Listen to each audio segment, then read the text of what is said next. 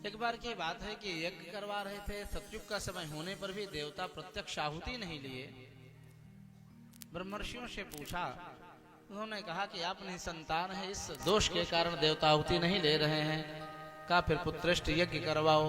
पुत्रेष्ट यज्ञ करवाया गया। सज्जनों, यज्ञ के अनंतर अग्नि देवता चरु लेकर के प्रकट हुए।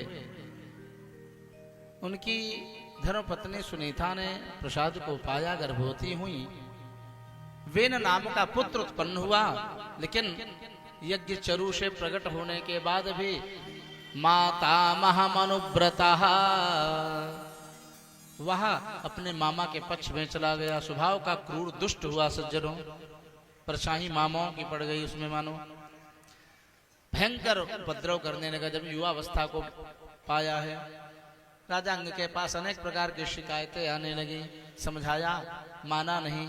दुखी हुए राजांग और रात्रि में सोती हुई अपनी महारानी को, सुनीता को त्याग करके, राजपथ को त्याग करके सीधे वनवासी हो गए। सज्जनों, भगवत भजन करने चले गए। वेनु स्वयं ही राजा बन बैठा। सज्जनों, नास्तिक होने के कारण डुगडुगी पिटा दिया पूरे अपने राज्य में। कोई भी प्रजा, कोई भी लोग आज से देवताओं की पूजा नहीं करेंगे, यज्ञ नहीं करेंगे, कहीं धर्माचरण नहीं होगा। नेष्टव्यम न दातव्यम न होतव्यम द्विजा क्वचित इत निवारयत धर्मम भेरी घोषेण सर्वशः। ऋषि मुनि सब दुखी हो गए। सज्जनों, बेन को समझाने के लिए महल में पधारे। भगवान की निंदा करने लगा। बेन सिंहासन पर बैठा अहंकार को धारण किए हुए है। भृगु महर्षि प्रमुख नेतृत्व लेकर के ऋषियों के साथ आए हैं। डांटते हुए इसने ऋषियों से इतना भी कहा, कोई यज्ञ पुरुषो नाम यस्ते मतिरीदृषि। वह यज्ञ पुरुष कौन है, इसके लिए तुम लोग पागल हो इतना। सर्वदेवमयो नृपः, राजा सर्व देवमय है, अतः मेरी ही पूजा करो, मेरा ही यजन करो। भगवान निंदा को सुन करके ऋषि मुनि कुपित हो गए और बड़ी तेजी से महर्षि भृगु ने जो तेजी से हुंकार किया, उसके प्राण पखेरु उड़ गए। सज्जनों, निश्चेष्ट होकर मृत शरीर सिंहासन ने नीचे ढनक गया। ऋषि मुनि दुखी होकर के चले गए। इसकी माता सुनीता ने मरे हुए अपने बेन पुत्र के शरीर को तेल के पिटारी में रख करके सुरक्षित रखा। कालांतर में जब राजा कोई न रहा, आतंक बढ़ गया, डाकुओं का अत्याचार बढ़ गया, तो ऋषि मुनि आए हैं और बेन के शरीर का मंथन करके पहले निषादों की उत्पत्ति हुई। बाद में ध्रुव के कुल को पावन बनाने के लिए भगवान नारायण पृथ्वी और अर्ची के रूप में महारानी लक्ष्मी के साथ प्रकट हुए हैं। इनके भी राज शासन का वर्णन किया है। भूमि का दोहन किया है, दंडित करने के लिए तत्पर थे। भूमि माता थर थर कांपने लगी। अनेकानेक प्रकार की वस्तुएं प्रकट हुई हैं। कालांतर में ये अश्वमेध यज्ञ कर रहे थे। इंद्र आकर के इनके यज्ञ में बाधा कर रहे थे।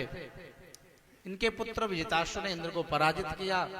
बार बार फिर भी इंद्र पीछा नहीं छोड़ रहे थे। ब्रह्मा जी आए और पृथ्वी जी को यज्ञ से विरत कर दिए। आप मोक्षकामी हैं, 100 अश्वमेध यज्ञ पूर्ण करने से क्या लाभ, स्वर्ग पद पाके क्या करोगे। यज्ञ से विरत हो गए महाराज पृथु। कालांतर में इसी वंश में प्राचीन वरही नाम के राजा हुए, जो परम कर्मकांड के निष्णात थे, से बड़े याज्ञिक स्वभाव के हुए और बहुत यज्ञ करवाए ब्राह्मणों के द्वारा। देवर्षि नारद इनके ऊपर कृपा करने के लिए प्रकट हुए, आए महल पर। आकाश की तरफ दिखवाया, कहा राजन ऊपर देखो, अनेक प्रकार के बकरे घोड़े जिनकी बलि दे रखी है यज्ञों में, वे हु हा कर रहे हैं, राजा को खाने के लिए तत्पर हो रहे हैं। दृश्य को दिखाया। आश्चर्यचकित होकर के राजा प्राचीन वरिष्ठ कहते हैं, ये कौन है, ये क्यों हमको खाने को तत्पर हैं।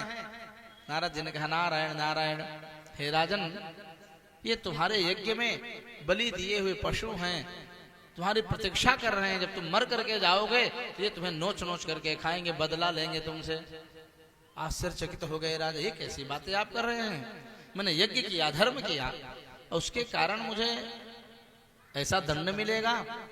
यदि ऐसी बात थी तो इन्हें याज्ञिक ब्राह्मणों ने मुझे क्यों नहीं बताया। कहा देखो, कर्मकांड के वेत्ता तो कर्मकांड की ही बात बताएंगे ना। जब इनको वह दिव्य ज्ञान है नहीं, दिव्य भक्ति है नहीं, तो ये कहां से आपके उद्धार की बात बताएंगे।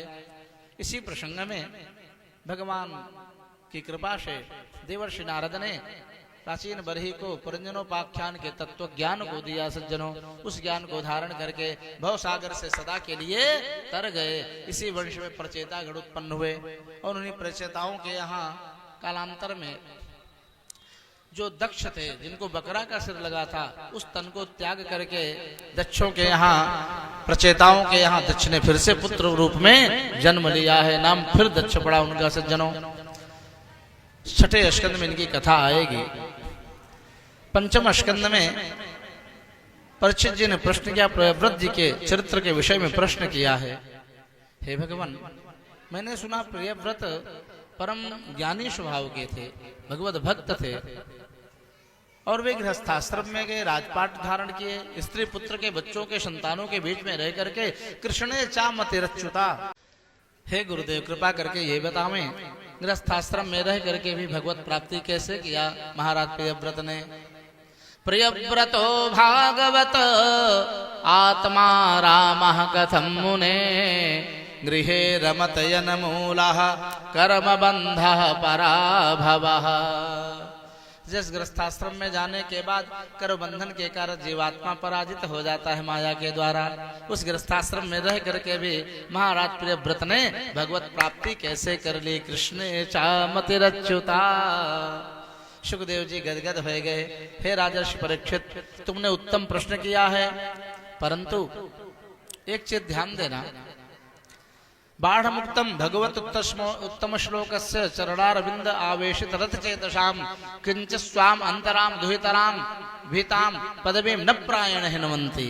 राजन, जो भगवत चरणारविंद की मंगलमयी भक्ति है ना, भगवान के भक्त किसी भी आश्रम में रहें, गृहस्थाश्रम हो, वानप्रस्थ हो अथवा संन्यास आश्रम हो, सब स्थानों में भगवत चरणारविंद की भक्ति के कारण गृहस्थाश्रम में रह करके विभव सागर से तर जाते हैं, पार हो जाते हैं।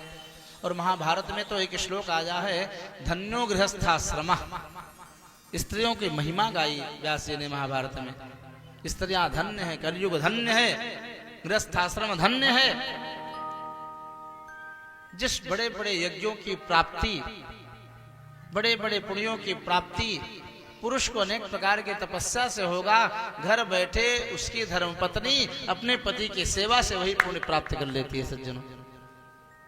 यह कलयुग धन्य है। अनेकानेक युगों में बड़ी तपस्या घनघोर करना पड़ता था, बड़ा यज्ञ करना पड़ता था। वही इस कलिकाल में कीर्तना देव केशवस्य, भगवान नारायण के कीर्तन मात्र से समस्त पापों से मुक्त हो जाता है जीवात्मा सज्जनों। कलो नास्तेव नास्तेव नास्तेव गतिरन्यथा। इस प्रकार से